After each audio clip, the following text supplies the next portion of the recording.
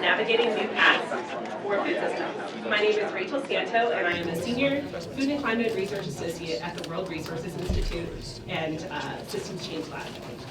We are so grateful to be here today to be part of the programming at this year's Nature Positive Hub. If you haven't yet signed into our session, please scan the QR code on the screen near the entrance, or on the screen or near the entrance to let us know that you're here. To briefly touch on our agenda, we're going to be beginning with opening remarks about the Systems Change Lab and our approach to food systems transformations. Afterwards, Andy Jarvis of the Bezos Earth Fund will moderate our discussion on the need for systems change and interconnected solutions in food and agriculture. We'll try to save time at the end for questions from the audience. To limit global temperature rise, halt and reverse biodiversity loss, and build a just economy, nearly every major system will need to transform. This means looking at how we power our economies, grow food, build cities, conserve nature, and beyond.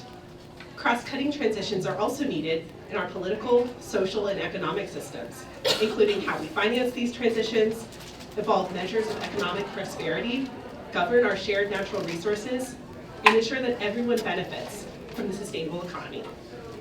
Systems Change Lab was created in response to this urgent need for transformational change, and it's a virtual situation room designed to spur action at the pace and scale needed to tackle some of the world's greatest challenges across climate, nature, and equity. Co-convened by the World Resources Institute and Bezos Earth Fund, Systems Change Lab works with a range of key partners, such as Climate Action Tracker, UNEP WCMC, Global Commons Alliance, Systemic, the Center for Global Commons, and many others. But what do we do? Systems Change Lab monitors, learns from, and mobilizes action toward the transformational shifts we need to protect both people and planet. Our open source data platform identifies and tracks key shifts in our global systems that, when achieved together, can spur transformational change. We measure progress toward 2030, soon to be 2035, and 2050 targets pulled from the best available science, as well as monitor factors that can impede or enable change. Another facet of our work is learning and sharing the ingredients for transformational change. For example, we produce analyses that show which countries have achieved rapid and positive trends to show that it's possible, and conduct research on tipping points, such as identifying where positive tipping points can trigger others to cause a domino effect for change. And lastly, campaigning to accelerate action is another major component of our work, as we strive to mobilize and equip partners, messengers, and coalitions to accelerate actions where it is most needed. We track global progress across 15 major systems, and in each of these systems, we've identified over 70 critical changes, what we call shifts, that are needed to protect people and planet. These range from phasing out unabated coal and fossil fuel use, to extending financial services to historically marginalized and underserved communities, to halting the overexploitation of wild species, to adopting more holistic indicators of economic well-being, and to restoring and deforested and degraded land. Action that is incremental or confined to one agenda, region, or sector will not be enough. It's critical to consider relationships within and between systems. How can shifts in the power system support decarbonization of transport? And how can decarbonized transport reduce food-related emissions? Today, we're going to focus our discussion in the context of our forthcoming food and agriculture system, which aims to both reduce emissions in the food system and improve our ability to feed a growing global population. Data and insights will be launching on our Systems Change Lab platform for this system early next year. Our food and agriculture system is centered around three major shifts. The first is to increase productivity sustainably, resiliently, and without expanding into high-carbon, biodiverse ecosystems. We need to produce more food on less land to meet the demands of a growing population without furthering deforestation. This requires increasing crop yields and pasture productivity, while also minimizing on-farm emissions and reducing harms to biodiversity. Second, we need to reduce food loss and waste, which can help decrease agricultural land demand and associated deforestation, and also all the emissions and other inputs associated with producing, transporting, and disposing of uneaten foods.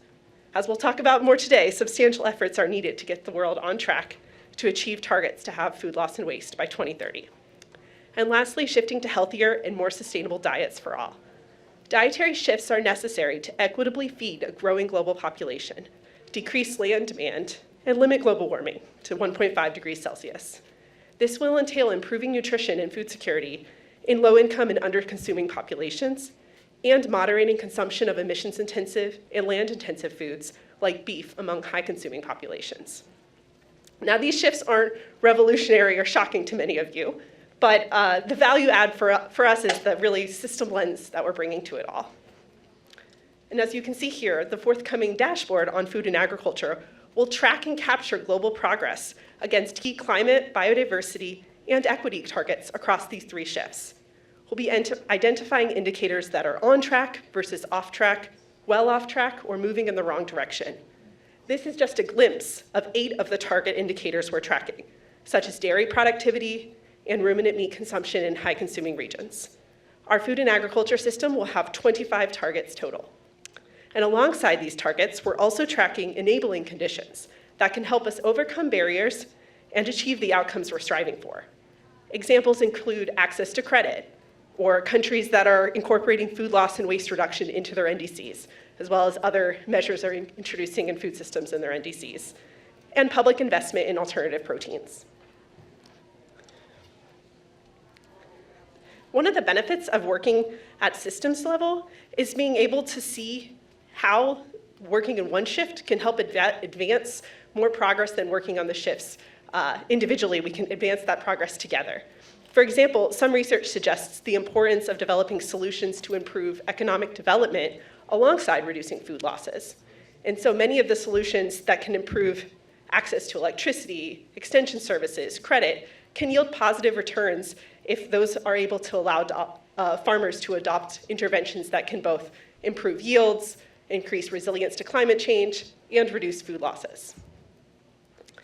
Now, sometimes these solutions are pitted against each other, such as the framing that if we reduce food loss and waste today, we have enough food to feed everyone and we don't need to produce more or shift diets. Or others that suggest if we solely focus on increasing livestock productivity, we can continue eating high amounts of beef in high-consuming regions.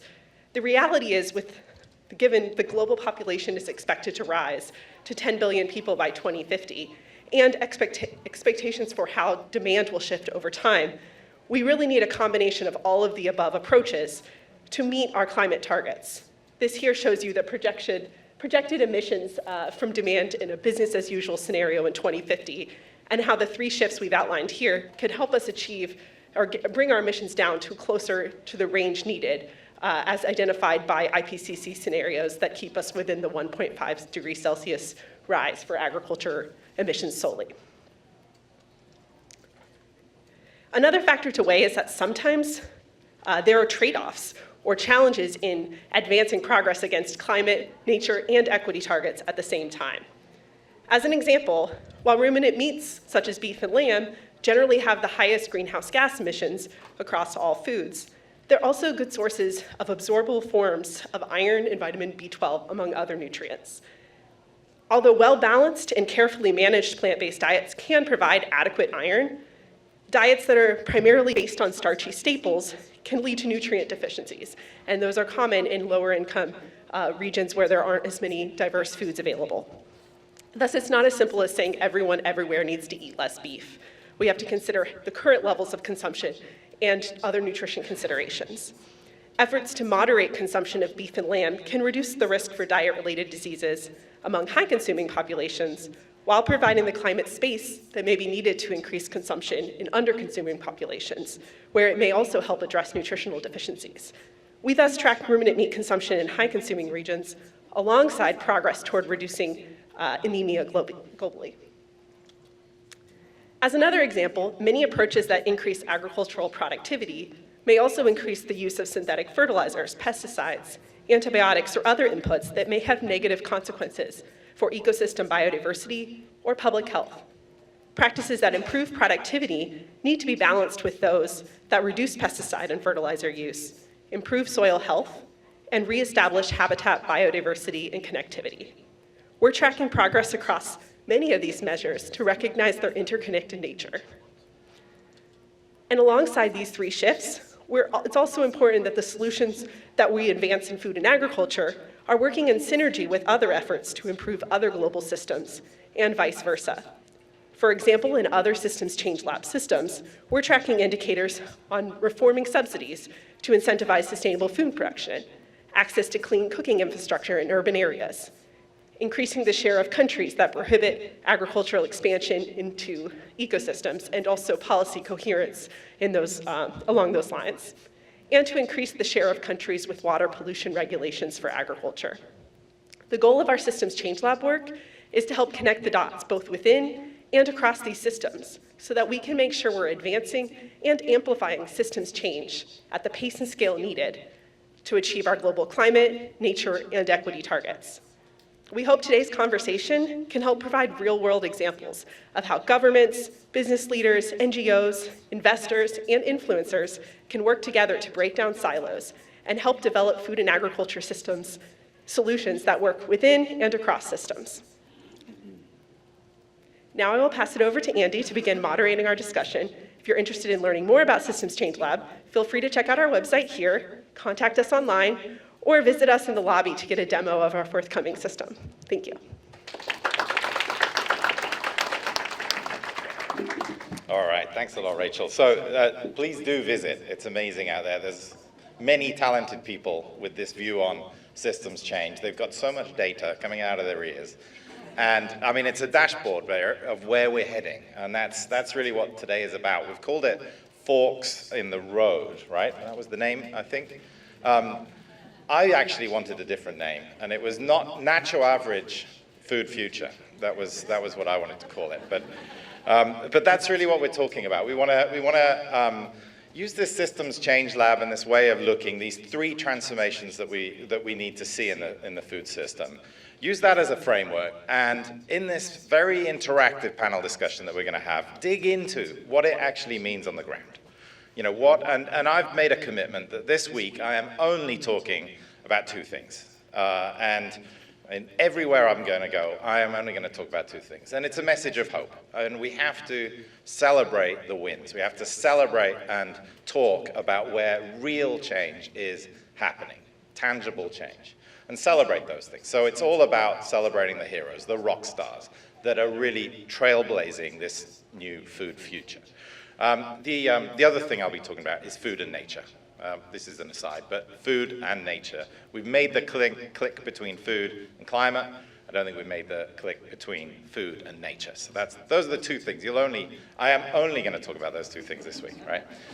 So we're going to move into this panel, and we've got four fantastic people. I'm going to call them up one by one, but the thinking around this is we have those three transitions that we need to make, those indicators that we're looking at. We have people that can talk to each one of those. But also the actors. I mean, it's people that make change, right? And so I always say, you know, for systems change, what often needs to happen is multiple actors from different angles in this nebulous food system all need to be aligned and moving in the right direction. So we also have different actors, private sector, government, civil society, advocacy, and we're going to hear how those actors are working from different angles. So that's what we've got in store. It's going to be brilliant, right? So let's jump in, and I'm going to call you up one by one. Let's just go in order here. We've got Dana Gunders coming up. Dana is the the executive director of ReFed. ReFed, what is it? I'm going to find it now. I've got it here. I like to say we are a nonprofit that is entirely focused on reducing food loss and waste. There we go. That's brilliant. Okay, Kate McKenzie, Director of Food Policy for New York City. You can see I'm not very good at this. I swear Andy knew who we were when he invited us to speak. I'm not very good at this. Hopefully we're going to get better, but I don't think so. Facundo Echeverri, Senior Vice President of Sustainability Strategy and Partnerships at Danone. That was good, right? Fantastic. Brilliant, I've nailed one. And John Kung. John is an influencer, here we go, a content creator, author, chef, with a total following of over 2.7 million people. That's more than more than some countries out there, right?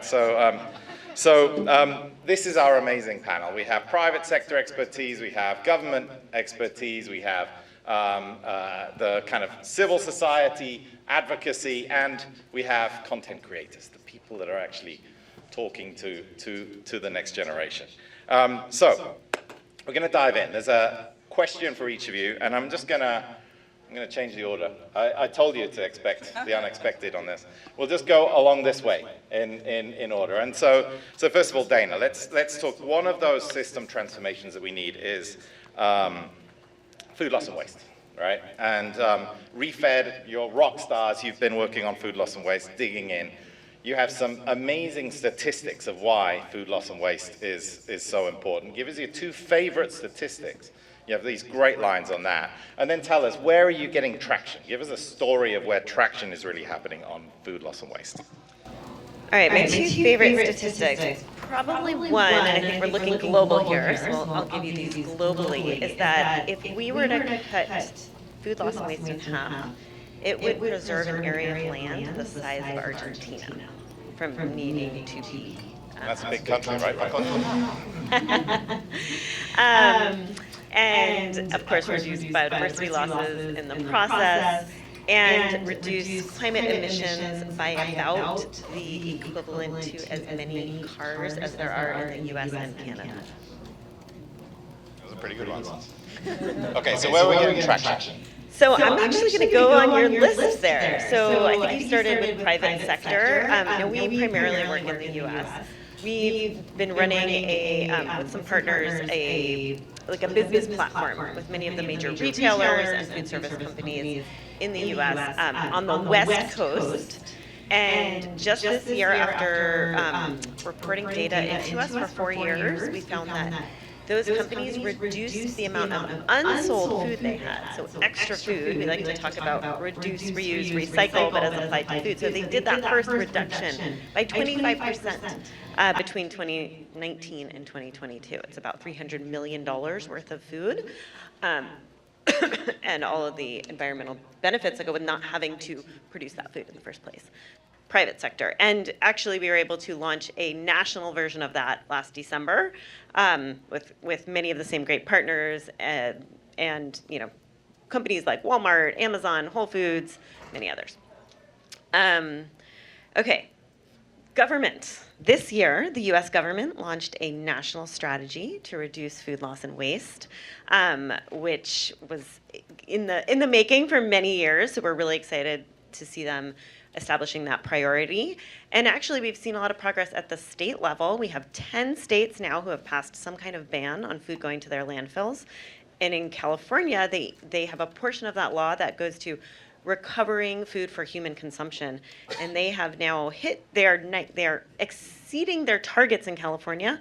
So they have, they're at 95% of their 2025 target to recover more food and distribute it.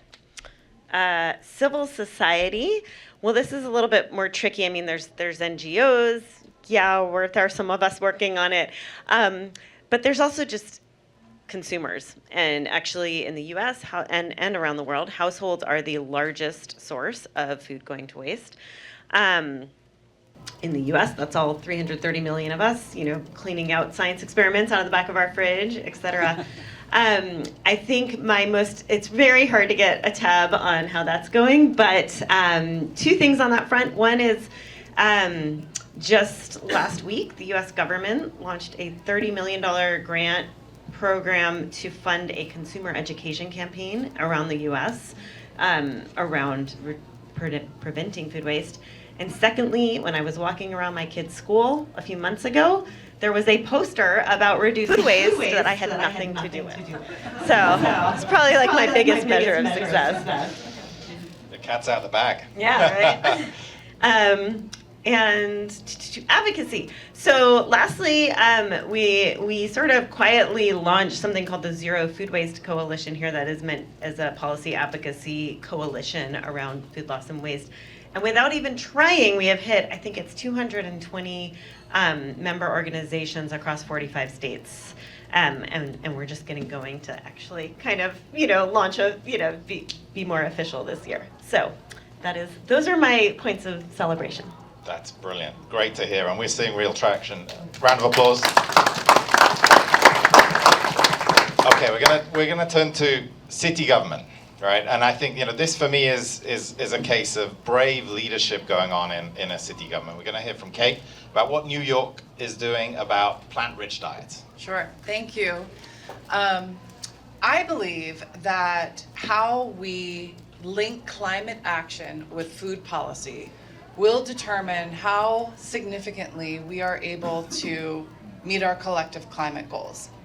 And for years, we've been able to demonstrate from a health perspective the importance of eating plant-rich diets. But where we're marrying that up in New York City is connecting our health agenda with our climate agenda. And so specifically, and I'll acknowledge World Resources Institute here, we've been looking at all of the food that we're purchasing. We're doing a lot more than looking at it, to be honest, but like we're examining our data and made a commitment to one up the WRI Cool Food connection of a 25% reduction in carbon by 2030 and committing our city to 33%. And we know that since 2019, which is our baseline, we have already made a 29% reduction in the amount of carbon that we're producing through our food emissions. And welcome to New York City. We are also the second largest buyer of food in this city, second only to the Department of Defense. So our food purchases are quite a lot. But what's particularly interesting to me and fun is how we're doing that. It's not just saying, let's cut this, let's buy more of that. But as I was saying to Facundo, what's the point if no one's going to eat our food, right? And particularly in a city like this, where you may not realize it in a building in this neighborhood, but we've got 75% of our school children don't know where their next meal is going to come from. So they're relying on our school meals to make sure that they get breakfast and lunch. Whether it's in our homeless shelters, whether it's in our correction system, we as a city are serving plant-rich meals. I want to highlight two things. One, in our public hospital system, we have 11 public hospitals where we've made the plant-based option the default option, which means that if you're a patient, where else than when you're in a hospital should you be focused on eating and nourishing your body and healing your body. In our school system, we have plant-powered days throughout the week that are, again, about focusing on the delicious nature of food. We could just create menus, right? But we know that unless people are eating these menus, we're just helping Dana out by helping her numbers to reduce food loss and waste. But what we know is that the impacts here are not just in our carbon, right? But those enabling factors that you spoke of, Rachel, those enabling factors of how we're able to look at our food service workers, in this case, culinary staff, really provide training, which is empowering their livelihoods to different career paths even more so. We're looking at ways in which we're also really building consumer choice. And that's what this is all about, which is making the healthy choice the easy choice. And that healthy choice is helpful for the body, it's also helpful for the climate. So our hope is that by leading in this place of municipal governance, we're able to inspire and learn from our successes and our failures for other municipalities across the globe, because that's what it's going to take to be able to, again, to meet our climate goals through making sure that the systems approach, which I believe in it is so important, because it is not just looking at my lane and where can I make progress, but those trade-offs for food businesses, how we're inspiring others to create new forms of products, more different flavor profiles that are going to be delicious for all people. That's what we're leading on in New York City. Brilliant. Yeah, oh man, brilliant. Right, we're going to move to Facundo. So we saw, for any of you that had a keen eye for the small print on those slides, we have a number of indicators. A lot of them are kind of off track or going in the wrong direction. One of them is actually on track, and that's dairy productivity. Facundo, you're with Danone, and Danone, I mean, one thing is increasing productivity, but the other is doing it sustainably, right? So you've been leading the charge on sustainable dairy. Tell us about your journey. What's going on from your side? Thanks. Well, in fact, I was thinking that we are a food company, but just the average is not helping because we are a multi-local company and we need to address this situation in all the places where we operate. And that means adapting the solution to all the farmers with the different realities. So when we talk about the average farming, okay, great. We need to improve at the end the addition of all. But we need to also help the farmers in each reality. And that is what we have done in terms of acknowledging first the goal, that it should be a shared goal. Because the only way that we are going to achieve our own decarbonization is with the farmers. We need to embark them with clarity and with solutions. And that's the second step, was also acknowledging the lack of solutions for all. And what we want to offer at the end of this transformation is low carbon milk for our consumers. We need to reshape the conversation, explaining consumers that we are offering nutrient-rich food that is low carbon. We can do that. But to do that, we started working with different actors that are not business as usual for us. And that is putting us in an uncomfortable but positive situation. That's what we have done with the Environmental Defense Fund, acknowledging that there was a need to set a target to give clarity about the direction. Setting a target of 30% reduction of methane emissions by 2030 was a first move. But then we were talking with them and we were saying, come on, we need to improve how we measure, we need to improve how we disclose, we need to have action plans, and we need to invite other companies because this is not a competitive topic. This is to reset the category. And that is our journey. And now, we need to celebrate that after 1 year, the Dairy Methane Action Alliance is having 8 big brands trying to change the conversations, with big brands that are working with an NGO. That is not business as usual. And the other lever is that we need to offer solutions, as I was saying, to the farmers. And the solutions should be adapted to the realities. And that's the importance of the Global Methane Hub, where you are participating. That is a fantastic initiative. Philanthropists leading the way with technical solutions, unleashing the power of science to offer these adapted solutions. And for us, was a normal move, a natural move to say, okay, we need to embrace their movement. And that is another big building block. But if we do all this, and at the end the consumers are not understanding the importance of nutrient-rich food in their table, we are not going to give the traction to all these companies that are willing to do it. Obviously, we need to offer the best tasty plant-based products as well. We need to offer more food because we need more. So this is our journey. It's a multi-local, interconnected, multiple solutions that need to be adapted, and we are happy to be partnering with you. No. Wonderful. Round of applause. They've been leaders from the start. As soon as this global methane hub kind of started working on the issue of methane, Danone jumped in straight away as the first movers in the private sector, which is great. Okay, we're going to move to John, right? So I have a John story that I'm just going to say first. I was here a few months back, and and I had all these meetings. What I do is whenever I meet people, do meetings, I send a photo to my kids and my wife, and just this is what I'm up to. I normally never get anything, and I'll send a photo of a selfie with like I've actually done this. I sent a photo of a selfie with the president, and the question was, who's that? Anyway, so this is I get either silence or whatever.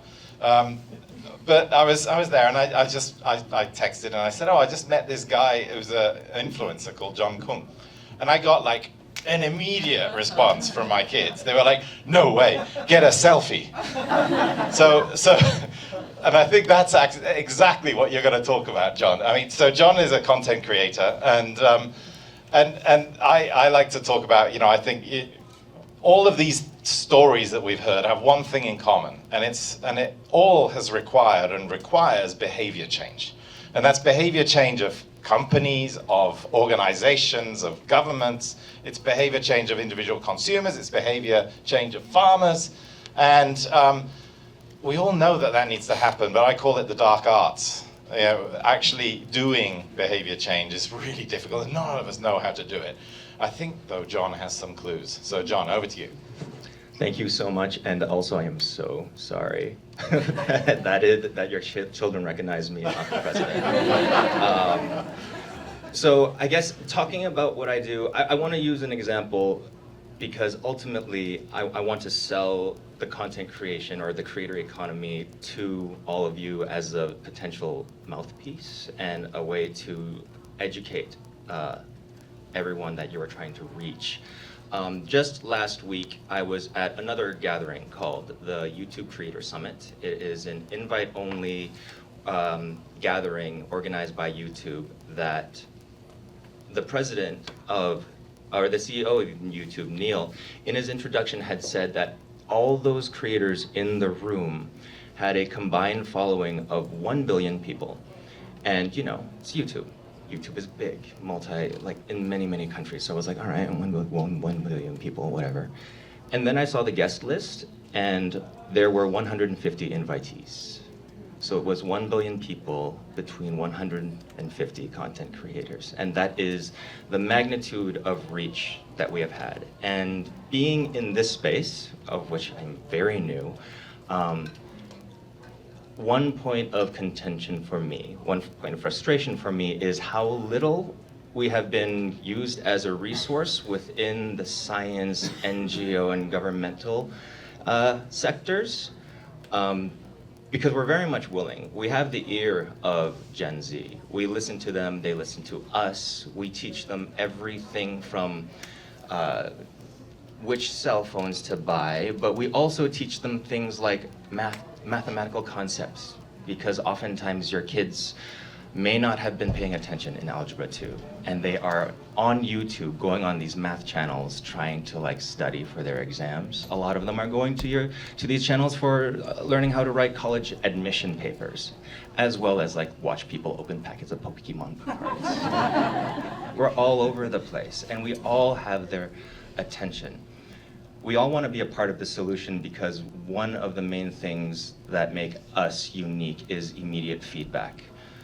We talk about all sorts of things, whether it be our lives, whether it be the environment. Oftentimes, I talk about the environment. My personal focus is creating food content, but sustainability is in my purview. And there is a bit of a depressing fatalism among Gen Z. They have this very concerning version of YOLO that has led to, whether it be purchasing behaviors or just like the way they express themselves, and it comes from the idea that, well, the world is ending anyway, so let's just rake up some credit card debt, because where can they, what world will there be if it's not there anymore? So there is that main concern. They're voting. They are probably the highest demographic that has the environment in mind in their voting decisions. They are very, very concerned, and we are talking to them. We are showing them things from science, on our science channels. We're showing them products. I'm a very big fan of My Mill. We're talking about private sector. I have also talked about Biden policy, environmental policies. Where we are that intersection between private government and education, and we just want to be a part of the conversation, and we just want to talk. Yeah. Brilliant. So, I mean, in listening to this, there are two things come to mind. You know, one is when you look and you think about the food system. It's this big, complex beast. It's like a super tanker and a half, like just churning away across, you know, heading into port, not being great for the climate, being pretty terrible for nature, not feeding 1 billion people who are still hungry, overfeeding many other people. You know, it's when you look at these indicators, it looks pretty dire, right? But you hear these stories, right? And I mean, this brings it down to this nebulous big thing into actual concrete things that are happening and can happen. And that's what we just need to replicate. So system change is not about describing the complexity, it's actually understanding the complexity to find the leverage points, right? And we've heard some of these absolutely successful critical leverage points that are there. You know, and I mean, that 150 creators reach 1 billion people, right? That's 1/8 of the planet.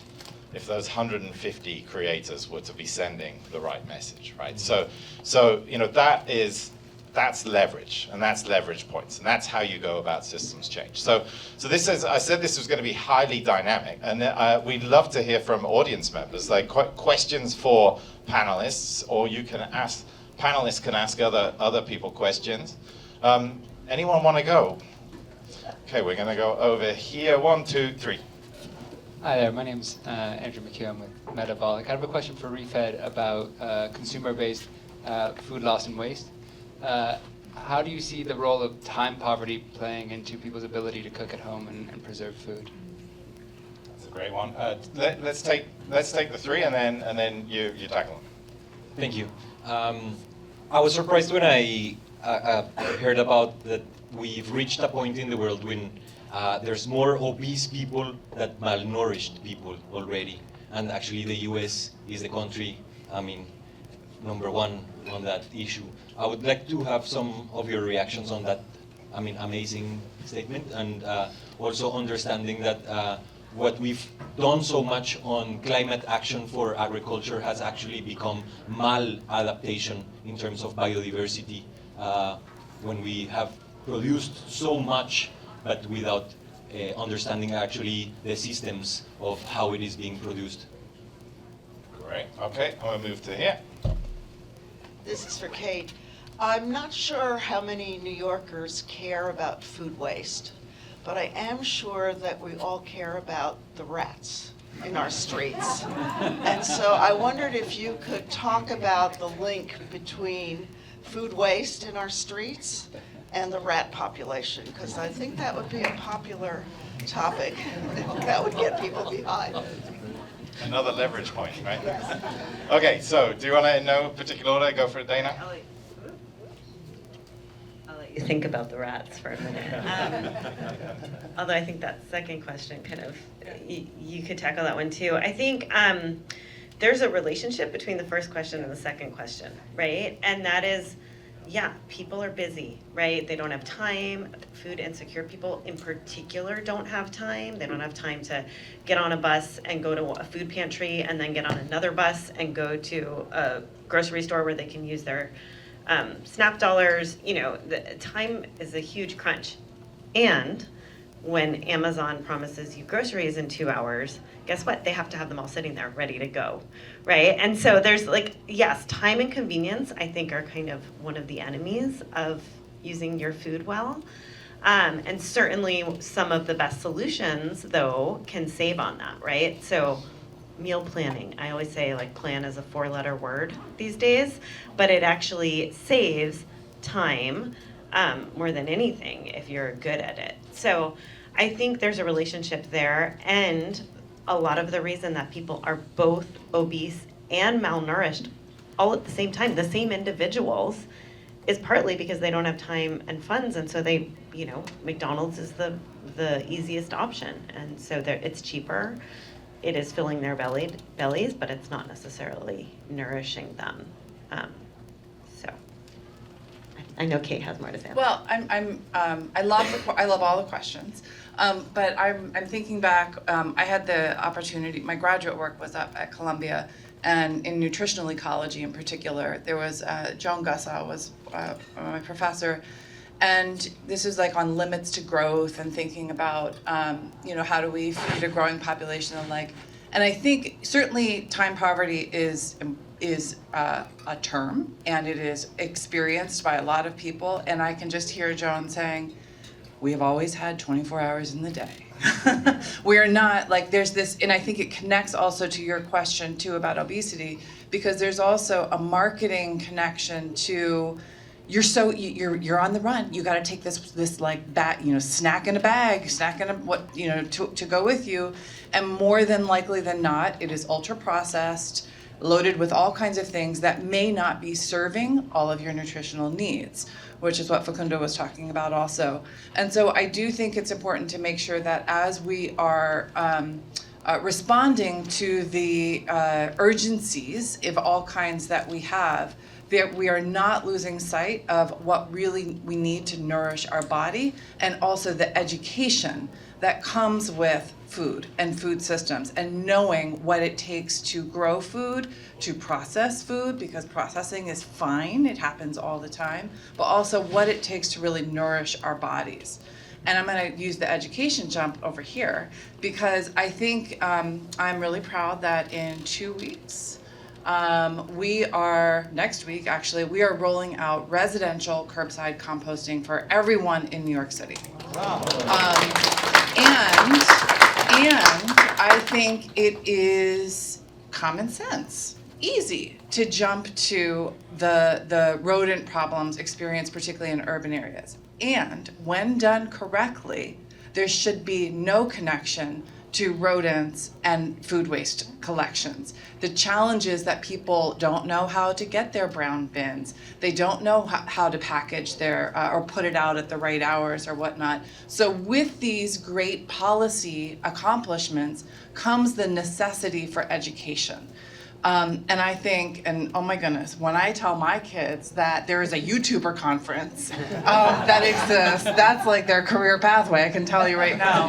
But this is an opportunity for, again, education in a way that, I'm gonna be honest, government can really make policies happen, but falls down on communicating the how and the why, and I think it's really incumbent upon us to take you up on the offer, because also, I mean, we've all heard of the, no one likes Big Brother, no one likes their mom telling them what to do, and I think it's really important that we make sure that we are clear of the just feelings that come from government, of a message that comes from government versus a message that comes from a highly reputable and trusted social media influencer.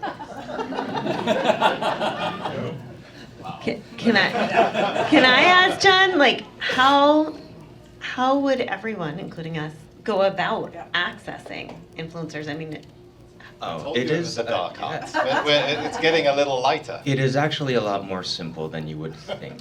The way that a lot of influencers connect with each other and with brands or organizations is just by simply starting to follow each other on Instagram. And you think that that's such a little thing, follow people all the time, but no, like the things we believe in, the brands that we love, the causes that we believe in, of course, we're gonna follow you on Instagram because we are consumers of content as well.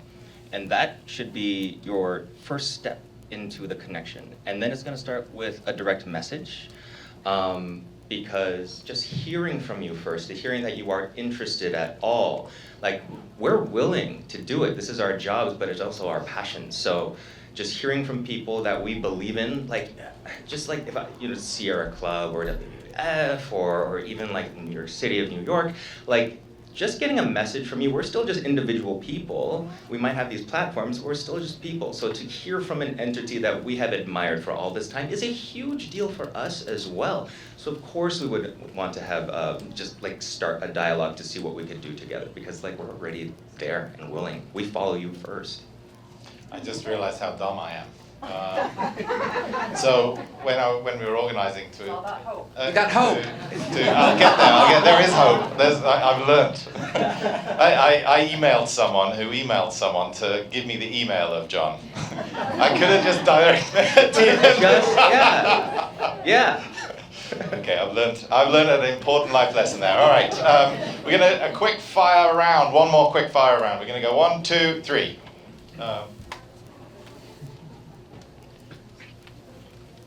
Thank you. Hi, I'm Dan. I work with Farm Africa, which is an NGO working in East Africa with smallholder farmers.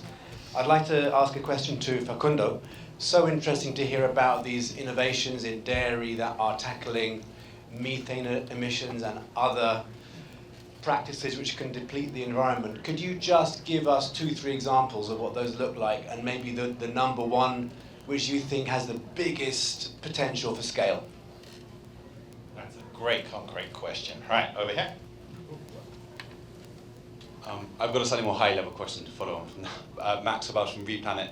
We've spoken a lot today about convenience versus sustainability, and I was wondering if the panel could just touch on where the future of that balance lies between what is convenient and accessible versus what is right in the long-term ability to live on this planet? Replanet do great work, by the way. Over here. Get that across. Oh. Thank you. Aditi Thora, the Global Commons Alliance. My question was really sort of expands, I suppose, the purview in some ways of what we've been discussing, but probably maybe relevant in some ways. So coming from a country like India, where an entire economy of people live off waste dumps, so you have collectives of waste pickers, and not just in India, I mean, in Senegal, parts of Asia, Manila, etc., growing kind of urban problem. How do you kind of tackle, speaking of systems change and these interconnected challenges, how do you tackle the fact that, being a waste picker is a livelihood in parts of the world, and at the same time it's a challenge. So there's a project in Senegal which, with World Bank support, is trying to get rid of that economy. But then, I don't know, is there another problem it's creating inadvertently or not resolving at least?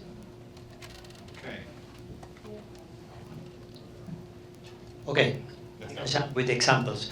So, as I was saying, the farmers are not all the same. We have, for example, we can say 3 types of farmers. We have the big farmers that are producing maybe 40, 50 liters even per cow. So methane emissions are rather constant. So these are very efficient in terms of emissions, but they need to go to the extra mile where technology needs to play, is where we are working with the Global Methane Hub, genetics, probiotics, additives for the food that could help reducing methane emission. Then you have the farmers that are in the middle, that are around 30, 20 something liters per cow, where they can also improve genetics, also the feed of the cows, they can change the diets of the cows to improve emissions. And then you have Africa. And in Africa we need to do all.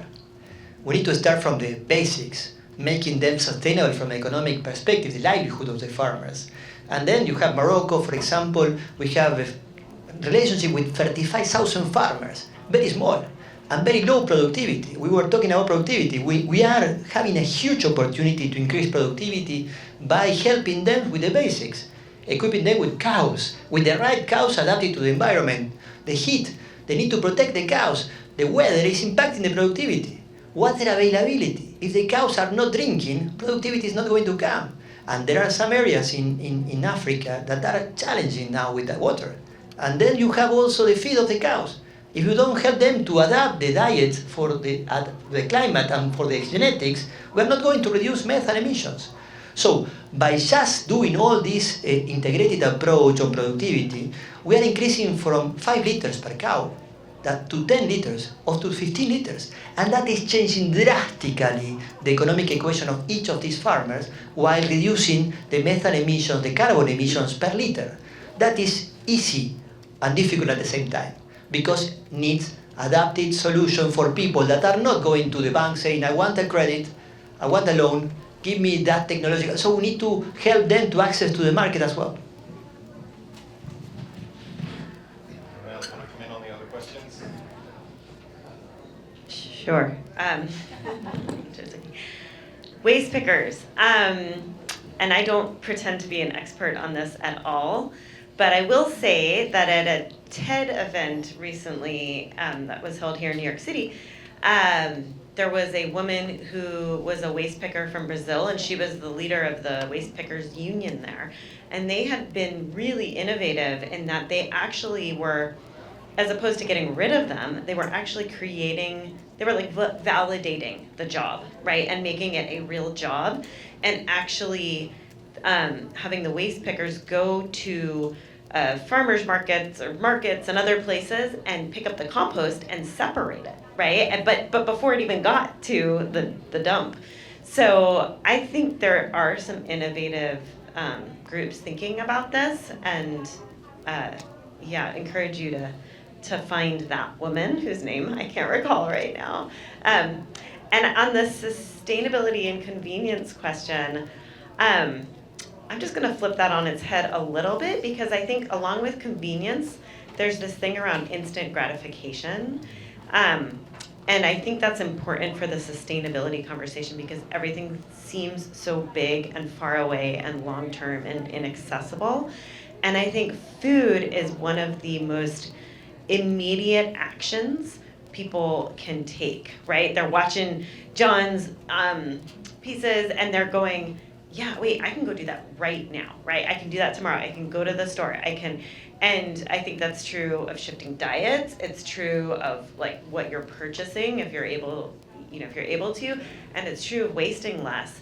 When we talk to Real Simple magazine, the consumer magazine, we're saying, look, freeze your food, right?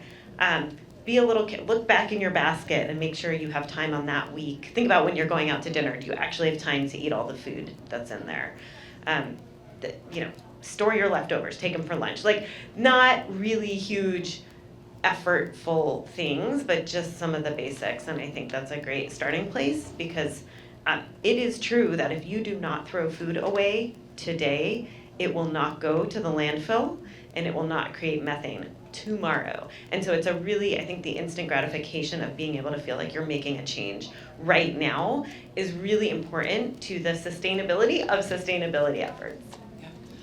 It seems from my vantage point that people are actually very curious and very willing to learn different ways to make their lives a little bit more sustainable. One of my highest, if not it's my highest performing video these past couple of months, was not a recipe. It wasn't any kind of like real creative output. It was simply just me showing people that I don't use plastic sponges to wash my dishes. I use a Chinese wok brush to scrape it off, and it's made of 100% bamboo. And I framed it as like I'm just trying to reduce the amount of plastic just in this tiny little way, which on the individual level does not seem that much. A sponge is a sponge, but that video got 4.5 million views on Instagram alone, 7 on YouTube, and then I think like 500,000 on TikTok. So all of that put together, like people just want to know the little things that they can do. And like the sustainability choice can also be the convenient choice in certain ways. I just think we need to educate them a little better about how to do it. And the only thing that I would add to that is to go back to where we started around systems, right? Is that the convenience or sustainability is not a systems way to talk. That's an either or, right? And like encouraging, making people think, so hard to make decisions, you just gotta pick one and you gotta go do it. But that's not, I think you can have a both and I think really encouraging the way in which we're thinking about the systems in which those decisions are made, much to that example, I think is the right approach. But I think anytime we try and pit people into an either or, there's a trade-off, right? There's another very important aspect that's not gonna be addressed. Now I know why my kids made me get a wok brush now. All right, so we're on time. This has been amazing, this conversation. I think, two things to close, right? One is, yes, it's kind of complicated and complex, but let's not get lost in that. We've just heard incredibly difficult things that you're doing, but simple in essence, and they are moving the needle, right? And we just need to replicate that 1,000, 1,000,000 times, and we're making real progress. The opportunity is huge, right? So we have in the Bezos Earth Fund all sorts of programs. We work in energy, right? In energy, we're doing these incredibly complicated deals for finance to decommission a coal plant from 2040 to 2038, right? And the energy transition is going to take decades, right? Food system transformation, yes, we're in a bad space right now, and we're maybe heading not in the right direction, but the food system will turn around in one harvest, in one refrigeration cycle, right? What you do in the food system today actually impacts the climate tomorrow, like immediately. So this is a system that can turn very quickly if we get that momentum, right? And I think, we have this fascinating tipping points, the kind of systems change moves kind of goes together with the tipping points. And we were looking at different systems and how they, tipping points happen. How do you get this unstoppable, irresistible change? And it's very hard. The first steps are hard. But then when you get that momentum, you get these positive reinforcements, and then, it might take you hard to get to 30% of the change. The next 30% happens like that. And that's the opportunity with food systems. That's the first point. The second one is hope. Hope is the most important thing, right? I always like to use this idea of outrage and optimism. It's a great podcast I don't know if you listen to it, but those two words are really powerful. Outrage drives you, it gives you kind of a impetus, right? It's good to be outraged, but you've got to channel it into optimism and hope. And so that's what I'm doing this week. I invite all of you to do the same. Tell these stories about how real change is happening. We just need to keep replicating these great stories. So thanks everyone for taking part. Thanks for an amazing panel. Let's, before everyone, wait a minute, we're going to do a selfie. Come on, with everybody. Yeah. And we'll do it like this. This is far more fun. And come on, maybe come up here in front. And they're all going to go, oh, it's with John. Okay, you ready? All right. There we go. I don't know. We couldn't get everyone in, but maybe enough. Okay, thank you.